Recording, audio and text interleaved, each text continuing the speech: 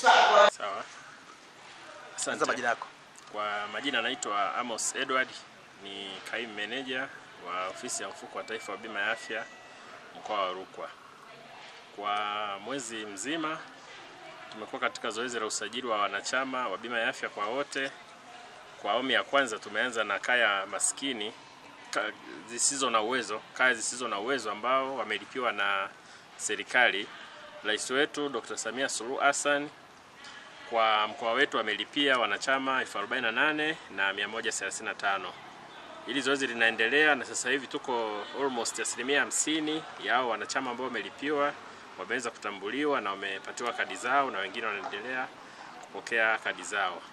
Hizi ni kadi za bima ya afya ambao watakuwa wanatibiwa nchi nzima na katika vituo vyote vya afya, kwa kuanzia naanzia katika zahanati inaenda mpaka hospitali kubwa ya taifa ya Muhimbili. Kwa mwitikio, wananchi wanaendelea kujitokeza, lakini tunasisitiza waendelee kujitokeza zaidi sababu hatujaweza kufikia 100%. So far tuko kama 50% ya lengo, na tungependa kila mwananchi aweze kufikiwa. Tunafahamu huu ni msimu wa kilimo, wengi wanakuwa mashambani na wengine wamesafiri, lakini tumetawanyika nchi nzima na wilaya zote. Kwa hapa Sumbawanga tuko wilaya zote na tuna mashine za kutosha kuweza kuwasajili.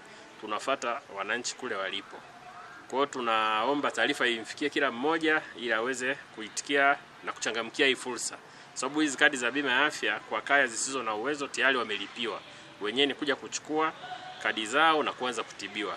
Na tunavyoongea sasa hivi kuanzia tarehe 1 mwezi wa 3 kadi zimeanza kufanya kazi.